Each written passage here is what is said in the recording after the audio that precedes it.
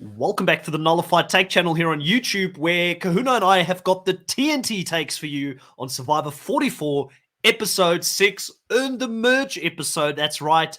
We've both just watched it today. We're recording this video before the review and recap that will take place with Nasira here on the channel, which I'm very excited about. So if you see this is pre-recorded. We may come up with some different conclusions after that specific recap and review.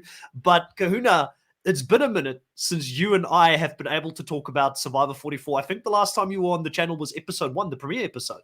The draft, yeah, absolutely. So I've been paying attention closely, waiting to have my opportunity back to rub in your face how well I'm doing this season in the draft, Chris. I think it's going to be a good one. We can there's probably going to be some agreement. It's probably going to be some debate, but the goal here is, as gentlemen, we're going to get to a consensus on where we think people lie. Yeah, agree 100% with you on that. 100%. I just want to say you've got you said that you've been doing well, and you have, but you've just lost the person this week. So we're now equal in the draft for people in the game, but points wise, you're way ahead. But how this is going to work, our power rankings might be a little bit different to what you've seen before and how other people do power rankings. And the reason for that is because it is quite hard when you're pre-recording it this way to visually put something up there that both myself and Kahuna agree with. We haven't actually spoken about this prior to doing this recording. So this is the best way we could figure it out, but it'll still be from number 11 through to number 1. We've got 3 categories. If you're in the Soul Survivor category, which is that top tier bracket, you're clearly in it to win it, according to both myself and Kahuna. If you're in the Spy Shack sort of category, it means we don't know what the hell you're up to or what's going on in the game with you, because you're hiding either from us, the viewer, the audience, or from the production team, because they're not putting you into the show enough for us to know what the hell's going on. And there's a few players, I think, that fall into that category. And then obviously, if you're on the edge, it means you're pretty close to being out of this game, Kahuna. What do you think of those 3 categories? Easy enough to follow? Yeah, easy enough to follow. Hard to really nail down where you want to put people, though. I'm hedging my bets a bit too much. I think it's. I know you're the TNT take guy. You put it out there. You'll take big swings. I'm trying to think. I don't know. Sometimes some of these people look like they could go far. Some of it, it's not that clear to me.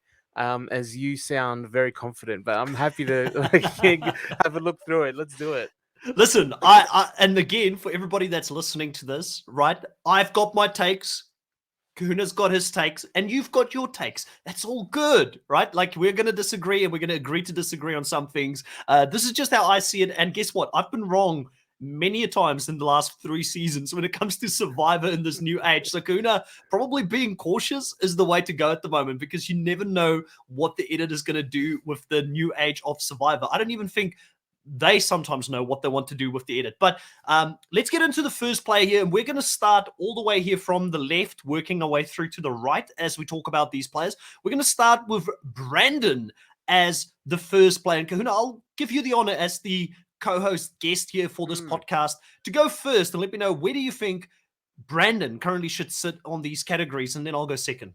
So I tried to do a bit of a pre-game myself, right? Where would I put people? And when I was originally putting Brandon, I had him just in the middle, in the Spy Shack. I wasn't sure. He's not showing me too much, but he seems to not be in danger at the moment. But now that we're heading towards the merge, being the big physical threat, I put him in the middle, but he would be one of those border ones. He's on the edge, because now we're at the point of the game where, I think he's going to be targeted. But it just seems like at the moment there's a lot of relationships and other targets that are coming up ahead of him.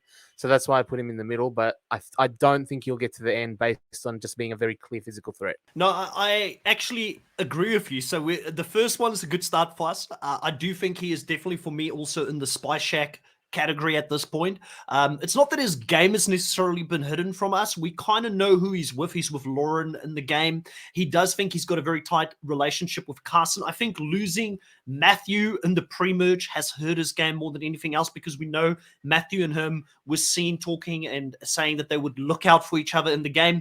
But he's also got his brochacho, and Danny's still in the game, and Danny's got some numbers. Brandon's got some numbers. So I can very easily see this alliance sticking together, bringing their numbers in from Heidi and Lauren, and forming something that could galvanize a strong bond, relationship, alliance to go to the end of the game, but we're seeing some snippets of other things happening around them, which I just don't think Brandon is so much aware of. And we saw that whole scene with him and Danny not being painted in a positive picture last week. And I think because of that, coming into this week as well, he really didn't like the fact that Kane knew he was up as a target and that Brandon was willing to go that way. That's not good for Brandon's game, that Kane knows Brandon was willing to throw him under the bus. So I think that him sitting in the spy shack, good start for us here. Now, the next person that we're going to move on to is probably the biggest character of this season, and it's Carolyn. She's been all over our TV screens. She definitely is the breakout star of the new age of Survivor at this stage, in my mind. I don't think we've had a bigger character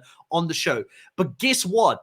Jeff loves this season, Kahuna, and Jeff loves seasons that big players win. So because of that, I have to put her at, personally, and we'll give you an opportunity to dispute this, I think she's a sole survivor category. I think she's one of the top contenders to potentially win this season at this point. The only fear I have for her is that there's a lot of people who are not taking her seriously at this point in the game. So at some point, she's going to have to change that perception. It's working for her now with her threat level being low, but I do think she's got a great strategic brain. I do think she's got a great read on the game. We always go back to her to hear her opinions about certain situations in the game. And that, to me, is what I think a winner's edit should look like, even though Jeff doesn't think that it exists, Kahuna.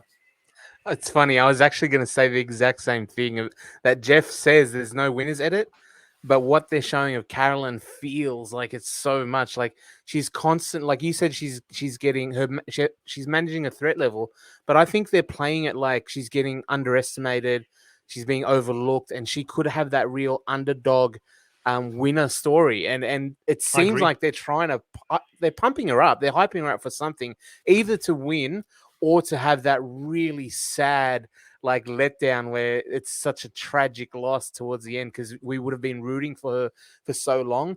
And she is built. You can see like there's times where she'll have her crazy moments and make the faces and they do all the edits.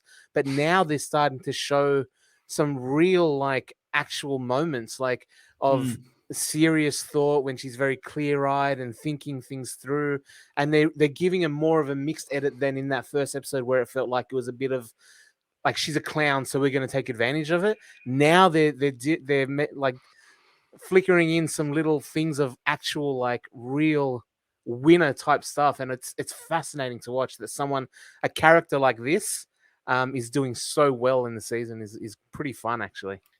Now, settle the dispute fast, Kona. Is it bag or beg? That Minnesota accent. Yeah, that was a very, very funny moment. I tend to lean on the side of saying it like a goat as well. Bag.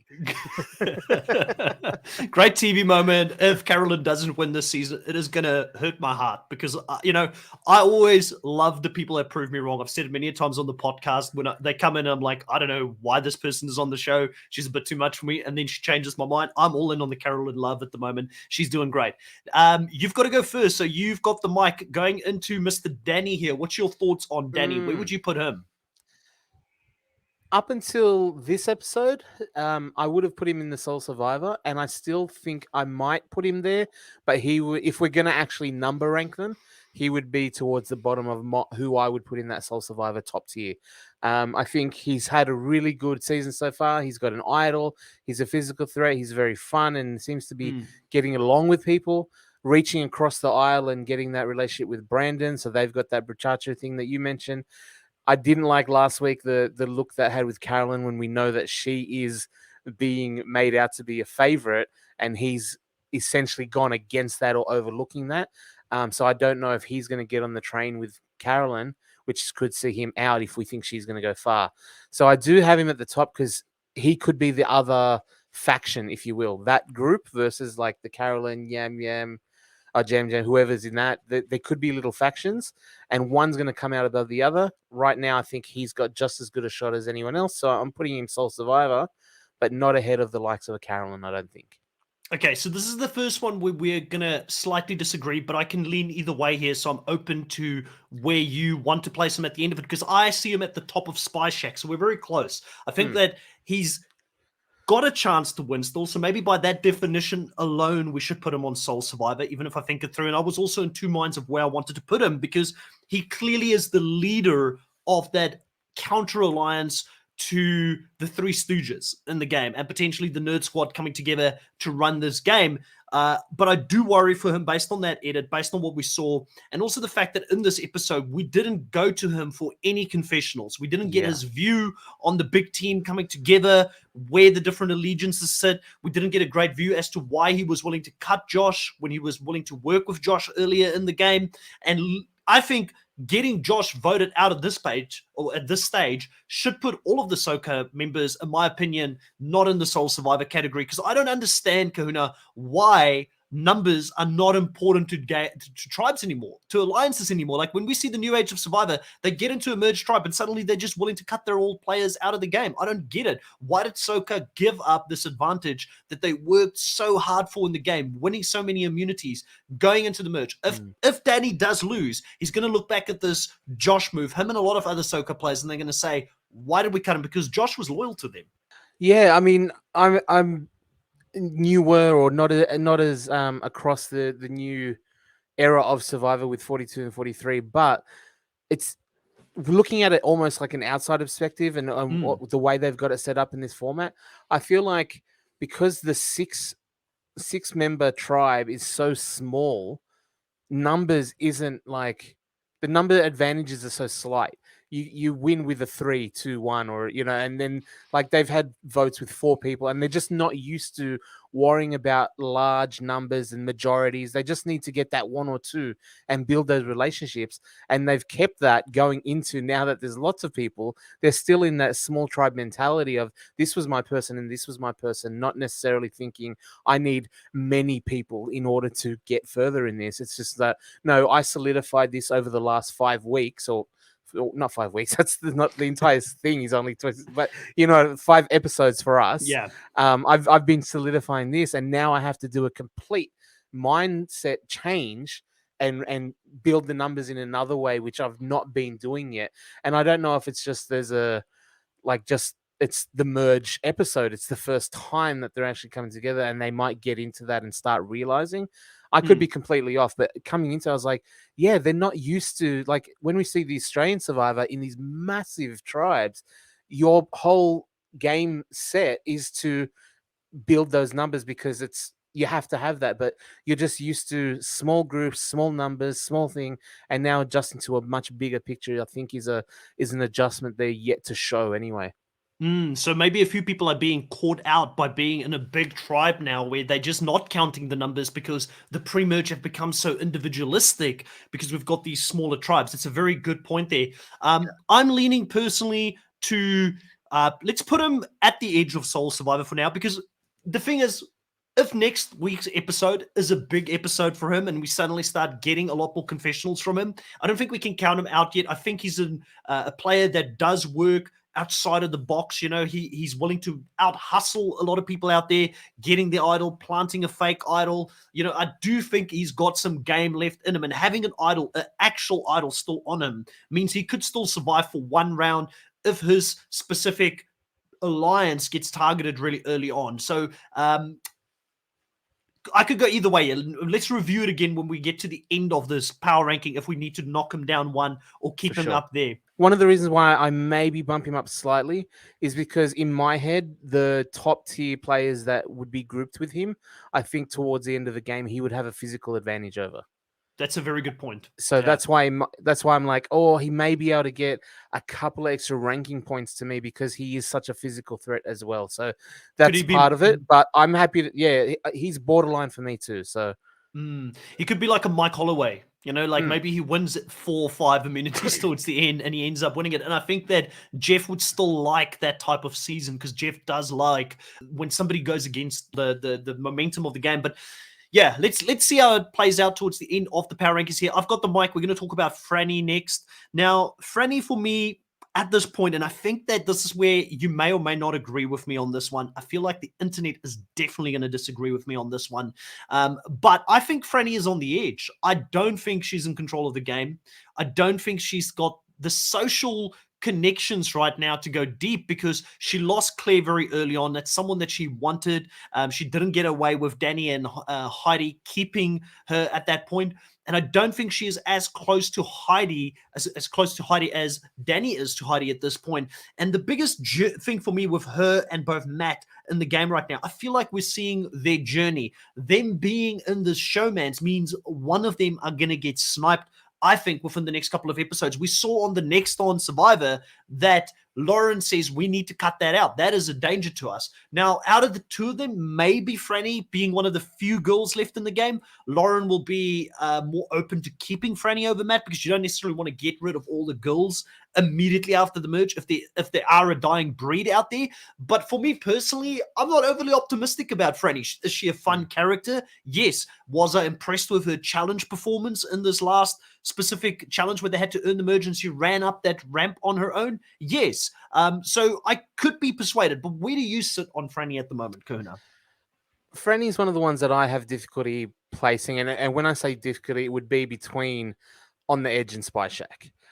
Mainly because I guess when I was going through the power rankings in my head, it's not necessarily for end game who's going to win. It's more like what is their position today? What is what is their danger today?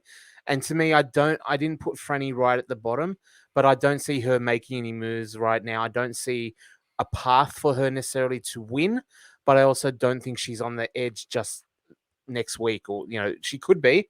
The mentioning that you said that Lauren sort of brought it up, and it's not the first time that they're trying to hide their relationship and doing a very poor job at it, holding hands in the shelter and all that. Very obvious. Yeah, and it's only going to get more obvious, I think, as time goes by. So you could be very right. I'm not going to necessarily argue with you on that, but I did put her originally in Spy Shack, but happy to say, yeah, on the edge, because I don't see it going to the end. I just don't know if it'll be like immediate, if you know what I mean. So let's put her on the edge. We do the Danny thing. I gave you Danny as the sole survivor. Yep. You're giving me Franny here as on the edge. Negotiating. We're negotiating. This is all it's about. And I think that we're doing what Angelina would be proud of. There's always a negotiation that can happen on these types of power rankings. But at the end of it, we can remodify and make some final tweaks if we feel like we need to based on where people are ending. But I also want to say, Franny going against Josh, like I said, I feel very low on the Soca tribe for doing that. I know a lot of people applauded the move to get Josh out at the merge. I think it was a very bad move by Soca just because they wanted to get rid of him before the merge. They had absolutely no connection to Yam Yam and Carolyn at this point in the game. So Carolyn and Yam Yam would have 100% been the right move for Soca to vote out. I understand why they wanted to work with some of the Ratu members because Jamie is from there and she was now part of the Soca members in the game as well. But to me, the right move was always going to be Carolyn or Yam Yam at this point. So because of that, I can't mark it too high. And it's not her fault alone. It was a collective. But I also didn't see the show portraying it that she was trying to save him at this point because that could be a number. And she just didn't trust him. So I'm really interested to see what the behind the scenes interviews are going to be like for Josh and the others. And I hope people ask them the question, why was Josh perceived as the sneaky player? Because he kind of reminds me of Benjamin from Australian Survivor, where everybody thought he was the sneaky player, but we as the audience just couldn't see it, Kuna. Kuna, you've also got the mic. If you want to say anything on Franny, go ahead. And then after that, go into Heidi and where you would place her. Heidi, I've got Franny. No, I think that's pretty good on Franny. I was just laughing at how you said Josh being similar to Ben. I was like, Ben's idol didn't fall apart when he tried to trick someone with it, which is so great. I couldn't believe Jam was like, that's from Gmail. We got it today. No, Heidi for me is straight Spy Shack. I don't think we've seen enough from her to really gauge whether she's that's probably a bad sign in and of itself. When you don't get enough from people, you probably think they're on the edge. But I don't have enough from her to think that she's on the outs either. Like she's going to be on the edge or not showing. She's just kind of floating by. I think that maybe her downfall is I've seen a couple times now where people will approach her and she's maybe that little bit too honest, where she'll say, "Oh, let me think about it," or and won't sort of. It might do her well. Those people that don't try to deceive. The thing is if someone comes to you, you say yes, right? Yeah, sure, of course I'll be in alliance with you, and you say that to everyone. But and sometimes it comes back to bite him. Heidi could have a thing where she's now being honest, and that could work in her favor, but usually it doesn't. You say something to someone, they don't like what they hear, they go running around, and then the target becomes you. So I am scared of that for Heidi, but so far I haven't seen enough to say confidently that she's on the edge, and definitely not enough to say that she's in the top tier either, Soul Survivor. So I'm putting her in the middle for me, but I don't know, because there's not much there so far, I don't think. Yeah, Kuna, you're slightly higher than me on her. I had her on the edge. I didn't really think through if she would be ahead or behind Franny on that ranking, and that's where we can now start looking at it. Is she ahead of Brandon? Is she potentially behind Franny in the game? She's one of those players where if she wins, I would not be surprised. Because if she does win, she'll be the Erica of this season, where the editors just decided not to tell us the full story behind what Heidi did. And we'll get to hear about the great game she had from other players in the post-season interviews, and they'll talk about the social game that we didn't see. They'll talk about the fact that, her and Franny was actually very close, and Franny built all these alliances for her. It'll be like this whole show we didn't witness basically happening if she does win. But based on what we're seeing, I feel low on her at this stage. Her closest person in the game is Danny. I think Franny and Matt knows that as well. If Danny does become a target, him and Brandon being a target, I think she's easier to take out than both of those physical guys who can win a lot of challenges. Not saying that Heidi couldn't. I mean, she was very capable at making a fire. And why did we see that early on in the season? You got to ask yourself. Maybe she ends up getting a fire challenge in the final four and goes to the end. Who knows? But I don't feel strong enough about her being on the edge to put her there. So my biggest question to you now is she ahead of Brandon, or is she behind Brandon on that Spy Shack category? See, I'll tell you what I was thinking as well. And I don't know if this is like, how sometimes you get a theory in your head and then you sort of fantasize to the point where it's like, no, that's the way it's going to play out. I have nothing to base that on. I've got no evidence. In my head, and maybe this is subconscious bias, which I'm willing to admit if that's there as well. But in my head, I just imagined that once they got to merge, I just pictured her in Jam Jam with the Puerto Rican thing. With that group of a Jam Jam, a Carolyn, a Carson, they are kind of, even though to me right now, they are the top tier group. And I think that the people that are going to be featured predominantly or prominently, they feel like a little bit of the group of misfits. They don't look like they go together, but they are. And I feel like Heidi, in my head, kind of fits into that group. I haven't seen it yet. There's no relationship there. I don't even know if it's going to happen. I could be well off. I just got a vibe that I was like, I don't see her matching Danny and Brandon as much as she would with the others, but I could be well off there.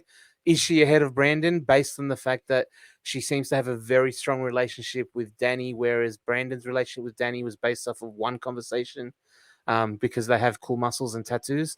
So I would say she's above Brandon in that regard, and I don't think she'll have as big of a target individually now that we're in the challenge portion where big threats get targeted first. You convinced me. I wasn't going to put her above Brandon, but you definitely made a strong case there. And I know a lot of it's hypothetically. These people might start finding some connections down the line, but the Puerto Rican connection wasn't something that I even thought about coming into this. You can't always rely on that because both Yam Yam and Josh were gay. They had something in common that they could talk about out there, and they ended up targeting each other, just like Romeo and Heidi did a couple of seasons ago. I don't think that's a season that you watch, but at the end of the day, those commonalities don't always come up as something that is positive. I want to go into the player here next, which, according to her, we should be putting her right at the top of Soul Survivor. It is a foregone conclusion that Jamie will win Survivor Season 44. But Kahuna, I don't know what she's seeing. Like, she is full on it that she's going to get there. Now, listen, let me just put it out there. I love Jamie as a character. She's actually quite refreshing because we've got a season with Carolyn already. We've got a season with Yam Yam already. I didn't know that we had space for another big character this season, but we do. Jamie is another really big character. I love the fact that she is so confident in her own ability and the connections that she has. But I also think that she has done some things in the game where she's really misread certain situations. Like the whole thing with Franny and Matt. She was the one player that couldn't see that they were together, and she wanted to target Matt in front of Franny, which I don't think is a great thing. I don't know where she sits. Like, I don't feel like she's out of the game. I'm very confident she's in Spy Shack.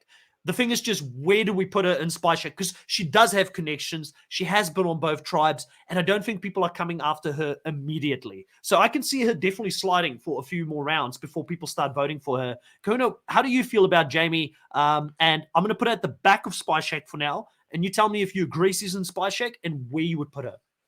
Jamie Lynn. I went bling on the edge. Bling, delusional. Bling, doesn't know what she's doing. Bling, she says that she's the most valuable player on the season. Bling, bling, bling. I do think she's pretty great, actually. She's a lot of fun. But I don't, you know what? To me, she has a little bit of Carolyn to her because she's got that wackiness, but she's not getting that serious side that I said the editors are putting in for Carolyn, where they're adding in, because Carolyn is a character, but they're trying to make her look like a legitimate player and showing and highlighting some of the good things. I'm not seeing that with Jamie Lynn as much. I think they're just playing it off as fun. They're just playing it off as for laughs, because even with Carolyn, as crazy as she is, they're showing us talks at night to be silent with Carson and Yam Yam. We can be the Three Stooges, but no one really knows about it. They're planting ideas that there's something going on here, and with Jamie Lynn, I don't get that vibe from her at all, at least from the show. And another really good point, and I do agree with you, she probably should go down to on the edge here, listening to you there. The thing that we also know now that we've heard exit press is that Jamie legitimately was in danger in that first round when she played his shot in the dark. There were people talking about voting for her, but the show went out of its way to show us her being paranoid, playing that, making us think that she played it when she didn't need it. Why did they do that? They clearly did it to discredit her as a player. And in our minds, subconsciously, we're looking at Jamie now as a player that didn't have a good read at that first tribal council. You know, Peridium was on the channel and he said it's not sexy to talk about the edit. But you can't not talk about the edit sometimes when you're fans like us that have watched so many seasons. You notice these subtle hints that producers are giving us. Now the question remains, where does she fit in with Franny? Is she above or below Franny? And I was also looking at Franny when I thought about pushing her back down to the edge. And I've got to say, you're right. Franny's got someone in front of her and Matt that will take a bullet for her in the game. I don't think Jamie's got that. So just due to that alone, she should probably be below Franny on the list there as well. Next person is going to be Carson.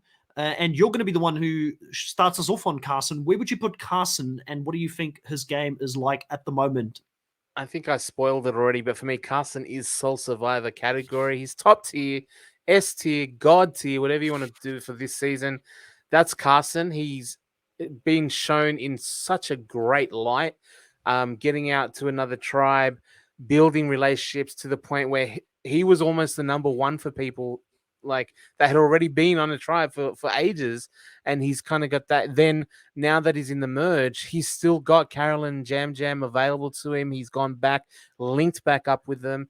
He did the puzzle thing today, which is like we've been saying that he 3D printed it. It's going to pay off at some point. Like there's so much going for him that's painting him in a good light. He's even like looking really like ruggedly handsome at tribal council and stuff. Like he's growing out of the nerd thing. I didn't like the big F up that he did today by letting Kane know that he was on the chopping block. I think that I liked was a it. big mistake. You did like it. I like it. I know that Brandon came at him a little bit for that, but I think that Carson is the one player in the game that can do that and get away with it because he's got that innocent smile. Sarah said it the best. She said, I shouldn't trust him. But, you know, he's this innocent-looking, nerdy player in the game that is everybody's little brother, and he gets away with it because of that. And clearly he's got that social game where Brandon didn't seem like Brandon wrote him off. Brandon was like, oh, you made a mistake there, you know, but he's still willing to work with Carson after that, where I think the the amount of social credit that he gained from Kane with that one move is going to be the reason why Kane is going to go with his alliance, and he's going to pull that number in. So I think that he just bought himself a very loyal number, and there's no way. You kind of made the case for why Carson doesn't want to work with Brandon at the end game earlier. He doesn't want to be working with Danny and Brandon and going up against them in physical immunity challenges or endurance immunity challenges at the end. So I think he made the best move for him in the game. And sort of to finish it off on Carson a little bit from my end, I feel very strongly he's playing the best game at the moment in the game. I think he's number one. He's my winner pick at this stage. The only fear that I have for Carson is that if he builds these very strong social connections, like I've said on a few podcasts before, and he cuts people, will they forgive him, or is he going to have a bitter jury at the end? Like, how does he cut people and let them go when they're trusting this little brother they have out there on the island, the person who's they want to go to the end with? That's a very delicate balance that he needs to keep there, and I think that very few players have got the skill to do it. But at this point, I obviously feel like he can, and that's what I think. Personally, I think Carson's playing the best game out there at the moment because no one's seeing it. I do too. When I said that the telling Kane, I thought it was a mistake, not necessarily for his game per se, because you're right. I think it's smart to have Kane on board as a number. They've got that geeky, nerdy relationship, which was really fun and cool to see. And I know Brandon is not going to hold it against it. I meant why I thought it was a stuff up was because by choosing to potentially save Kane, it looked like the fallout was going to be Yam Yam became where the spotlight went. And I thought that could have been a very big mistake. It turns out that it wasn't in the end, like the end result, but I do think making that decision at the time was a mistake and could have really, really killed his alliance by when Kane, like, they're going to freak out. They're going to try to save themselves. Yeah, I want Kane around, but he had to think what was the flow-on effect. If Kane moves the vote off him, it would have been Josh and Yam Yam, which it was. And if Josh did have an idol, which Carolyn swore black and blue to everyone and no one believed her that he didn't.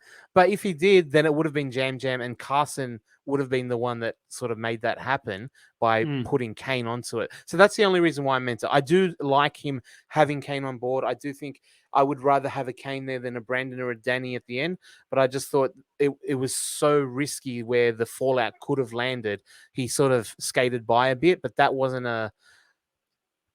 He got the good result, and he's definitely in the best position, but it wasn't because it was spectacular gameplay that it ended up that way. But beyond that, like you said, we're seeing so much more from Carson as far as gaming and playing it out and really setting himself up in a great position, relationships across the board. No one hates him. No one's worried about him. No one's like, he's set for now, and he's got his Three Stooges almost on the down low, where people are so not worried about them, because they're a tiny group. Like Tika, essentially, now that Josh was gone, people think Carson is Soca. People don't associate him with Tika anymore. So it's really just Yam Yam and Carolyn. People think Carolyn's crazy. They're not thinking about her at all. But really, Carson's got that group and all the other numbers. And you're right. He's definitely at the top of the group at the moment, I think. So I just want to say, when we look at that and we say that a mistake was made, it very well could have been. The other part of that and the other counter argument is that we're assuming that he sees Yam Yam as more important to him than Kane. And I'm not convinced that he does. Yes, the edit is showing us the Three Stooges. Yes, and maybe there's a reason for that if we want to go into the edit. But, Kane, at the end of the day, they've got that nerd alliance, and nerds stick together like they said in the game. So I feel like there's a possibility, and I'm not saying he did, there's a possibility he thought that through, and he knew that the collateral damage was that Yam Yam would go. But him being the glue between both Yam Yam and Carolyn in the game means that if Yam Yam goes, Carolyn's not going anywhere. He keeps her as an alliance member. Maybe the fact that he's bonded with Kane out there, that he feels he's got a stronger bond with Kane than someone like Yam Yam, who can be unpredictable and sometimes says things that he shouldn't be saying out there. Maybe those are things he took into his calculation. I don't know that for a fact, but I'm just putting it out there that it could have been controlled. Everything I'm seeing from Carson so far has impressed me. And the editors had a lot of fun with him this specific episode as well, because when he said, we're now going into the merge and I want to create some chaos, they had the fire reflecting in his glasses as he was saying it, and they sort of had that close up, and I thought that was such a cool little editing thing that they did. And clearly the editors are Team Carson at this stage. It's very clear. All right, let's move on to the next person here. We spoke about him a bit, Kane, in the game. Now, Kane is someone that for me personally, if you asked me a week or 2 weeks ago, where do you rank him? I would have said he's on the edge. But Kane suddenly has some powerful friends in the game, which coming into this one, I actually had him at Soul Survivor, and I had him at the edge of Soul Survivor.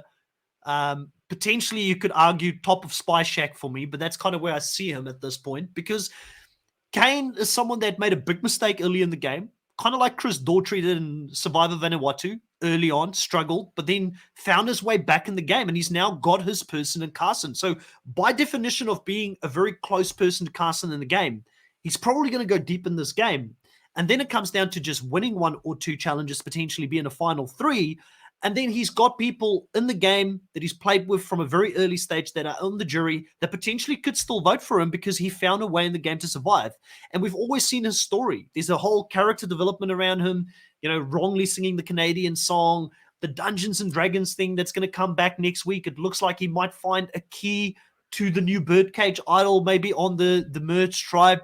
So there's potential for Kane to still become a big player.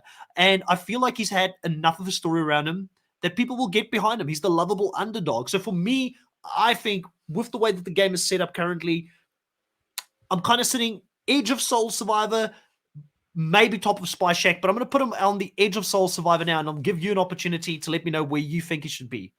This is the one where we diverge the most. I have him on the edge. Well, I'm very glad that I put him on Soul Survivor, because our agreement prior to coming into this was that we can't go 2 down or 2 up. So that means by virtue of that, he will be on the Spy Shack somewhere. So now I'm going to have him at the top of Spy Shack, because that's where we're going to determine he should be at. But you've got to tell me why you feel so low on him and why we should move him down on the Spy Shack category.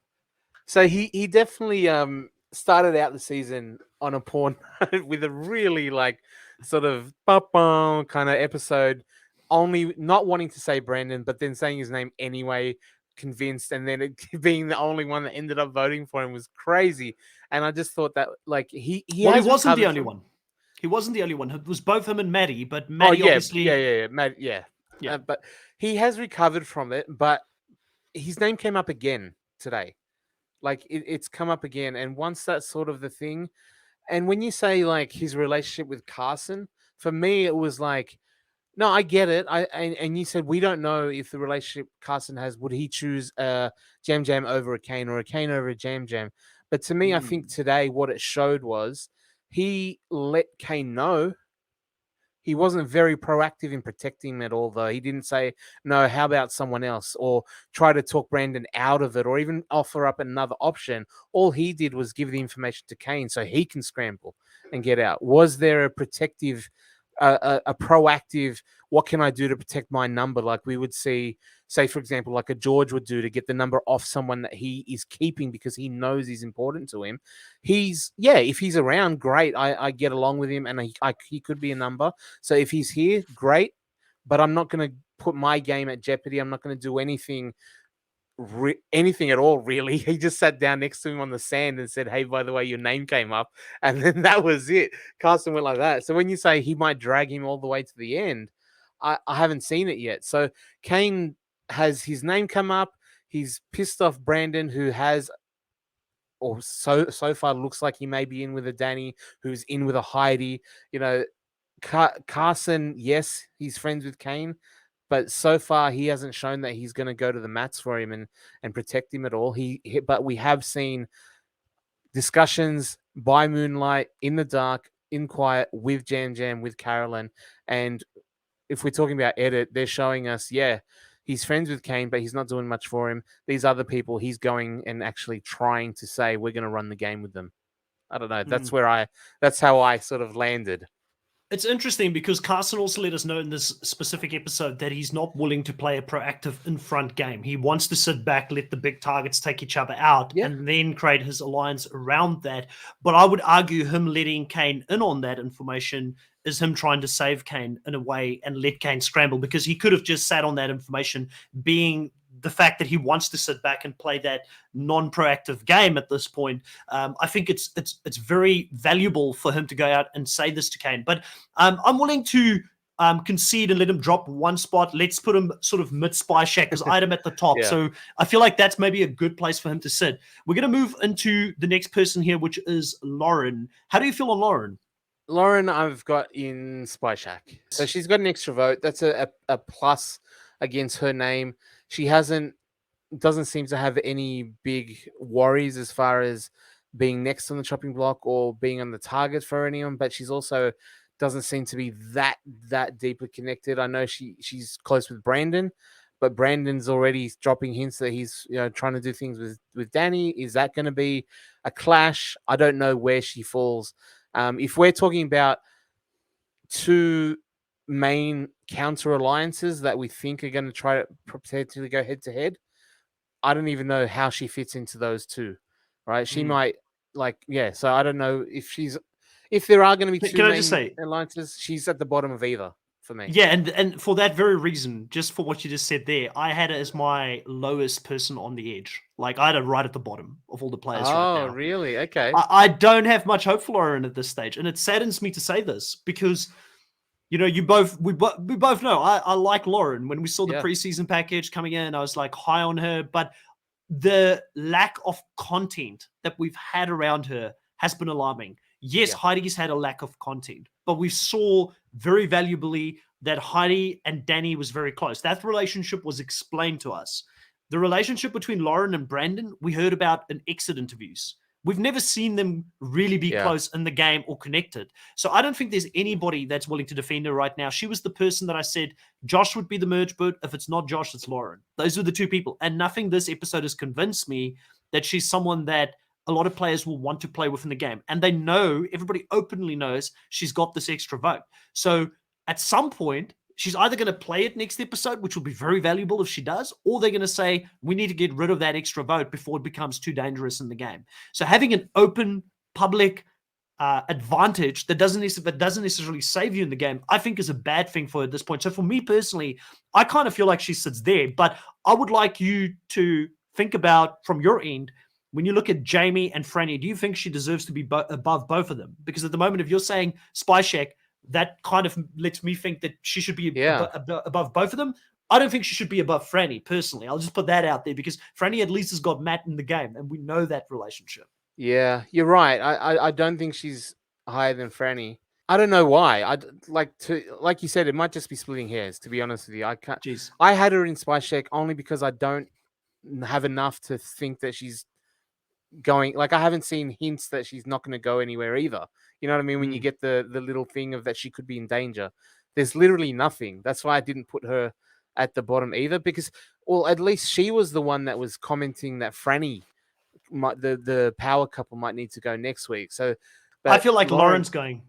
I feel like Lauren, because of her bringing that heat to Matt and Franny, I think Matt and Franny finds a home with the likes of a Carson and a Carolyn and a Kane and those kind of people that they have something in common, and maybe that's a bias, like you said, that I have. I'm seeing something where these different people have got a lot of commonalities that will make them work together in this game, and I just have a feeling she's in danger. So I think we've got a good spot for her there for now.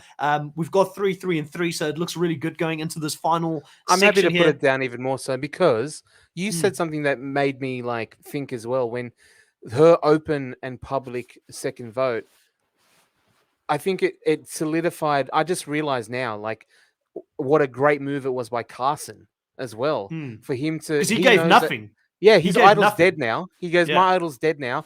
I'll put it out there because it's open information. It's finished. She then fell to the peer pressure and said, sure, if we're sharing, I'll say it. And she didn't need to do that at all. Like, so yeah, great. I'm convinced on the edge. And it was a little plus again for Carson. We've done the right thing putting him there, I think. Yeah. All right. So we're going to go into the next person here, which is Matt. And Matt, I don't feel like I can put him above Franny, to be honest with you. I feel like he's behind her. And, looking at that, he was on my edge. And that's why when we came into this, I told you I've got probably more people on the edge than not. I have to put him behind Franny at a very minimum, because I feel like his game has revolved around Franny, and he's got googly eyes right now. He came into the game, heartbreak, found a new love. Now everything that he's doing in the game seems like, I mean, I saw a good thing with him saying to her that if he does win a reward and an immunity, he won't take her. But I feel like at this point, it doesn't matter, Matt, because everybody knows that you're together. So you might as well take her there, spend some quality time with her in the game. And we've just not seen him get much right strategically yet in the game. Like everything that he's done so far is kind of blown up in his face a little bit. And we've had like the goofy music playing when he got the fake idol. We had, him lose his vote twice, which is a problem that I have, a pet peeve that I have with the current meta of how this game, or the structure of how Survivor is playing over in the US right now. But I don't feel positive enough that he is above Franny, and I don't feel low enough on him that he's below the two ladies that is to his right. Where do you sit on Matt? Yeah, I mean, originally I had, when we said, I had very few people that are completely on the edge. So I just had him as a random in the middle because he does have a power couple, but a relationship. He does seem to be quite likable, but you're right. I'm happy to keep him on the edge below Franny because I think his priority is Franny more than the game. Probably where he wants to be. Now, this next person, Yam Yam, I feel like this is the one that I came into this thinking that we are going to probably disagree with the most, and I feel like fans will disagree. I was high on Yam Yam coming into the merge. I thought he had a decent enough shot, and I even said I think one of the winners will be from the Tika tribe when I was on Wrestle Muscle. But what I saw of this merge episode made me extremely worried for Yam Yam in the game. Currently, he's got no relationships in the game outside of Carson and Carolyn. Carson is not willing to go out of his way to protect Yam Yam in the game, like you said. He's even willing to potentially, he's happy with either Kane or Yam Yam at this point, and that's an option for him in the game. Carson is the glue between Carolyn and Yam Yam. Carolyn doesn't even trust him 100% in the game at this point. So I feel like they both would be okay if he does end up going next. And we keep seeing him say too much. He talked to Danny. Danny didn't really receive it well when he said, where are we going to vote? I'm happy to put Josh out there. Luckily, Josh is gone now, so it's not going to backfire in his game. But I feel like Yam Yam, to me, is a big question mark on where he's going to end. I came into this one thinking that he's on the edge, but I can be convinced for him to be somewhere on the Spy Shack. Where do you sit on Yam Yam? Are you more positive on Yam Yam than I am? Because I am very low on him from what I saw from the merch. I really think he's the weak link out of the Three Stooges right now. I'm still got him as Soul Survivor. I've still got him top tier. No chance. Wow, like I can't. He's your I can't budge pick on this one. I can't budge. Like, can he potentially turn it around?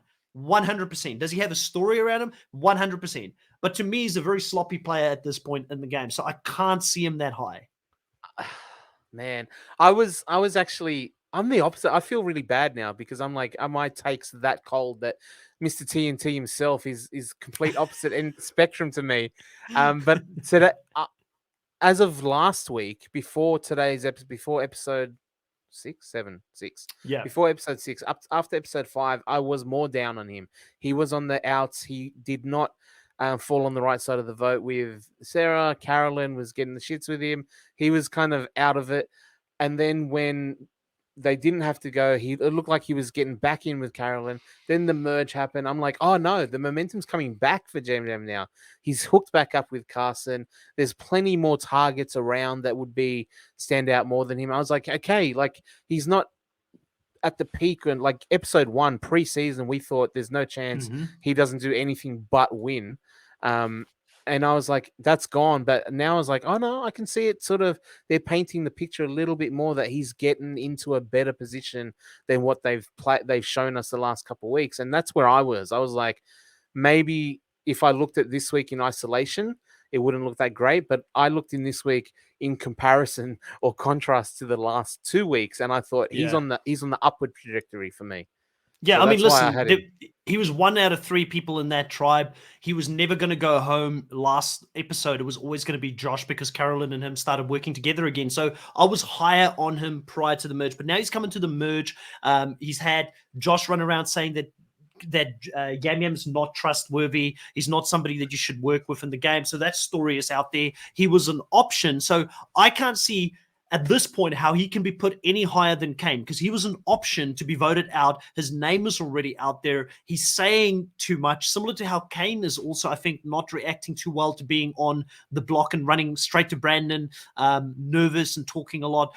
So I think the argument in my mind becomes who is higher between Kane and Yam Yam at this point. That to me is the argument. And I think that's where we previously also had our differences in regards to what did Carson do? Does Carson care more about Kane or Yam Yam? But both of them are simply a pawn in Carson's game at this stage. They're not sole survivor contenders yet. Now, this doesn't mean, for those that are listening, because I know there's a lot of Yam Yam stands out there, doesn't mean that this person can't work their way from the bottom to become a sole survivor. I'm just talking about up until episode 6, where I feel and where I sit on him currently. So where would you put him? I've got a feeling you would put him above Kane, right? I would. Because of the relationship with Carolyn as well. So Carolyn, I think when she did the math, she said that with Yam Yam, it's like 94%. And with Carson, it's 99.8 or something like that. Like she said that she feels much closer to, but she still put Yam Yam's relationship up over 90%. So I don't know if, like even if Carson maybe slightly favored Kane over a Yam Yam, Yam Yam still has Carolyn more in his corner than a Kane ever would. Like Carolyn doesn't know Kane from anything, right? So if it depends on how much influence or sway Carolyn has in that trio, is Carson completely going to run it his own way and he makes the choice over Kane over Carson, or does Carolyn have a say? Is Carolyn the Jerry to Carson's George? Yeah. Now, I'm not going to disagree with you. I think that he probably fits well above Kane there, and I feel very happy about most of these rankings. There's one last amendment I potentially want to make to this, but first, because we've locked it in, you need to agree to this. I've been looking at Franny and I'm looking at Brandon, and I kind of feel like they need to be switched in this ranking at the moment. I feel like Franny has a better shot still in the game than Brandon. I don't think people are going to... Firstly, I think if they come after the couple, they're going after Matt first, like we've said. I think he's the person who's going to get sniped before her. I do think she's got a strategic mind in there that can maneuver within the game. And I think that Brandon is going to be seen as that alpha guy. A lot of the times at the merge, you don't want both Brandon and Danny too deep into the game. So one of those two guys, one of the brochachos is going to get targeted. We know Carolyn wants them out of the game as well. And I think that the person who doesn't have the idol is the biggest risk at this stage. So in my mind, if you're open to it, I'm actually kind of considering swapping both Franny and Brandon over. But if you don't agree with it, we stay this way because we kind of locked it in prior to this. You know what? I would agree to that because I think you're right that if the couple is targeted and Matt goes, I think a lot of the threat of Franny goes with it. Whereas Brandon is perpetual. He's going to be a forever threat, and he's always going to be looked at as a threat until he's gone. Whereas Franny, if she can move past Matt, if he does leave the game, she all of a sudden can slink back into the background a little bit more, not standing out, while the likes of a Brandon and a Danny and stuff do stand out a lot more from a physical perspective, and she can start building those relationships again without having to worry about Matt being in the equation. You're right. She could have a much clearer path than Brandon, I think. All right, well, there you have it. So, everybody, that is the power rankings here for this week. We've got Carson, Carolyn, and Danny in the best spot to win this game, followed by Heidi, Yam Yam, Kane, and Franny in the Spy Shack. We're still waiting for their game to heat up a little bit. And then on the edge, the players that we think will be going home next week is going to be Brandon, Matt, Jamie, or Lauren. It'll be exciting next week, Kahuna, to see if we got it right and if one of those four players are actually going to be out of the game. Let us know in the comments section below. What did you think of these rankings? What's your own personal power rankings? Where would you put these players? As you can see, even myself and Kahuna had very different thoughts on where we would have placed it, but we found a happy middle ground in the end, right, Kahuna? That was good, man. Really good. That's what we said. With two men negotiating, we put them in. We'll figure it out. We'll two minds meet. It's always a good thing. Yeah, 100%. So if you are watching still at this stage, please consider subscribing. That's the best way to show support to this channel, and it's absolutely free. We're on our way to 2,000 subscribers here on the channel, and the more subscribers we get, the more credibility we get, so we can bring some great guests and former Survivor players onto the channel as well. Like I said, put a notification bell on so you know when we go live. And that's it here, Kuna, for this week. Any final thoughts before we sign off? Nothing. No, it was a good one, man. I enjoyed it. All right, grab your torches, head back to camp. We'll catch you guys next week.